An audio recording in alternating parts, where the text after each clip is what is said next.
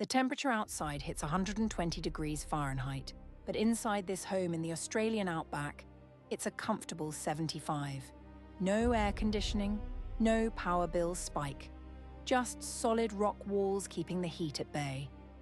The family living here doesn't see the sun from their living room, and their neighbours are accessed through tunnels rather than sidewalks.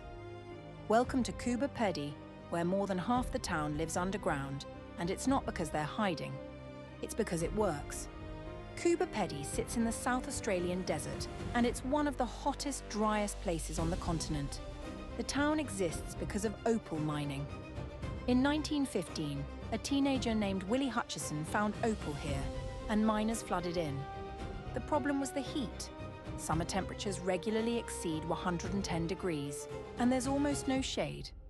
So the miners did what made sense. They dug down. What started as mining tunnels became homes, then shops, then churches.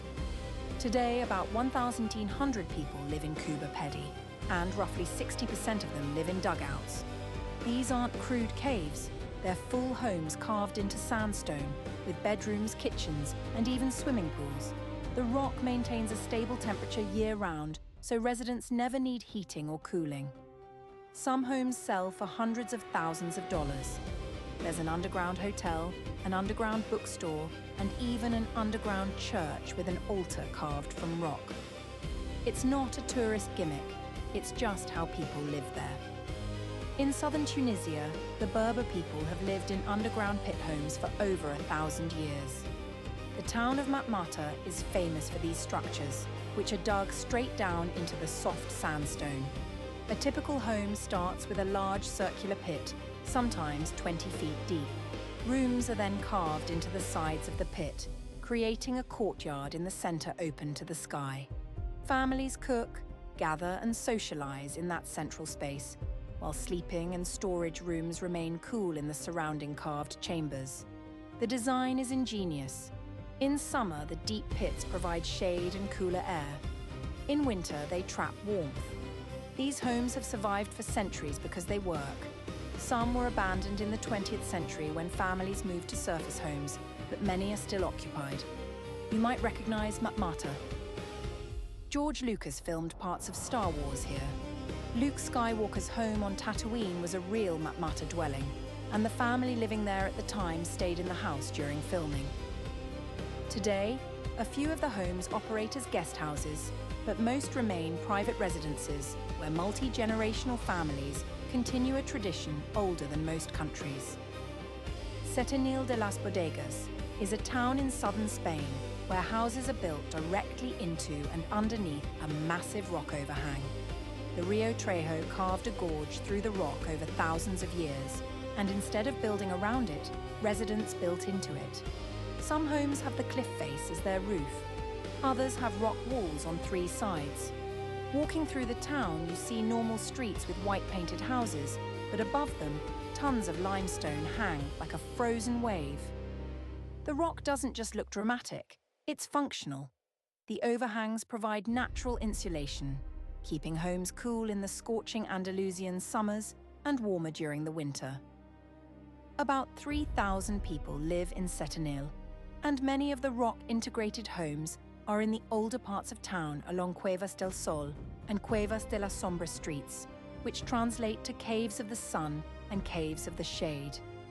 Families have lived in these homes for generations. There are bars, restaurants, and shops tucked under the rock. It's not a historical reenactment. It's a living town where the geography became the architecture. During the Cold War, the United States built hundreds of underground missile silos across the Great Plains. These weren't just launch tubes. They were hardened bunkers designed to survive a nuclear attack, with reinforced concrete walls several feet thick, blast doors weighing tons, and independent water and power systems.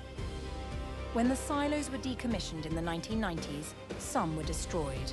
Others were sold. A few became homes. One of the most famous is the Survival Condo Project in Kansas. A developer bought an old Atlas F missile silo and converted it into a luxury apartment complex 15 stories underground.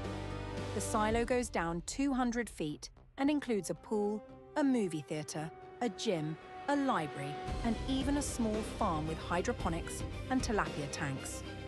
Each condo is a full-floor unit with custom finishes. Prices started at $1.5 million. The buyers aren't just survivalists. Some are wealthy families looking for a secure second home. The silo can sustain residents for 5 years without outside contact, with air filtration, water purification, and enough stored food for every resident. It sounds dystopian, but people live there part-time right now, and the unit's sold out. Tokyo is one of the most expensive cities in the world, and space is the ultimate luxury. To cope, some residents live in capsule apartments barely larger than a coffin. These aren't capsule hotels for travelers, they're permanent homes. A typical capsule apartment measures about 6 feet long, 3 feet wide, and 4 feet high. Inside there's a mattress, a small shelf, a light, and maybe a charging port.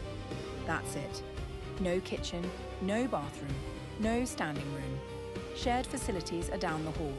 Rent can be as low as $400 a month, which in Tokyo is a bargain. Residents are often students, freelancers, or workers saving money. Some stay for months or years. The capsules stack like drawers in a morgue, and privacy is minimal. You hear your neighbors. You feel the vibrations when someone climbs into the capsule above you. But for people who spend most of their day outside working, studying, or socializing, the capsule is just a place to sleep. It's efficient. It's cheap. And in a city where a one-bedroom apartment can cost $2,000 a month, it's a solution that makes sense to thousands of people. Longyearbyen is the largest settlement on Svalbard, a Norwegian archipelago located halfway between mainland Norway and the North Pole. About 2,400 people live there year-round, and it's one of the northernmost permanent settlements on Earth. The town experiences polar night from late October to mid-February, meaning the sun doesn't rise for months. In summer, the sun doesn't set. Temperatures in winter regularly drop below 0 Fahrenheit. The ground is permafrost, so nothing can be buried, including the dead. There's a local law that if you're about to die, you must be flown off the island. Bodies don't decompose in the frozen ground, and the town has no cemetery. Buildings are constructed on stilts to avoid melting the permafrost, and many homes are brightly painted to stand out against the snow. Residents deal with polar bears. There are more bears than people on Svalbard, and it's illegal to leave the settlement without a firearm. Despite all this, people live there by choice. Some work in mining, research, or tourism. Others are drawn to the isolation. It's not a retreat or an experiment. It's a functioning town with schools, a hospital, restaurants, and a university centre. Life in Svalbard requires adaptation, but for the people who stay, it's home. In Fresno, California, there's a 10-acre underground complex, hand-carved by one man over 40 years. Baldassar Forestier was a Sicilian immigrant who arrived in California in 1901. He bought land intending to grow citrus, but the soil was hard and the summer heat was unbearable. So he started digging. Forestier carved out rooms, tunnels, courtyards, and grottos entirely by hand, using a pick, a shovel, and a wheelbarrow. He built skylights and air shafts to let in sun and air. He planted fruit trees in underground courtyards where their roots went deep and their canopies reached up through openings in the rock. He lived there. He grew fruit there. He even carved a chapel, a library, and a bedroom. The temperature underground stayed cool year-round, and the fruit trees thrived.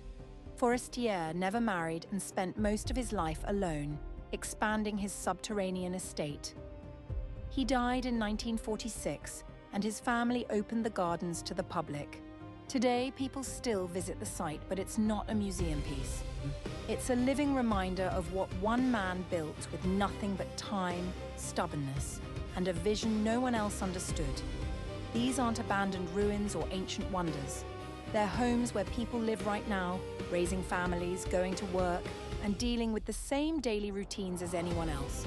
The only difference is the address. Some of these places were born from necessity, others from creativity, a few from sheer defiance.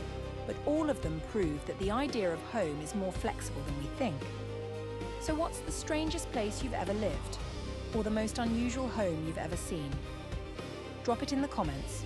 And if you're curious about more places that don't make sense until you see them, you'll want to stick around.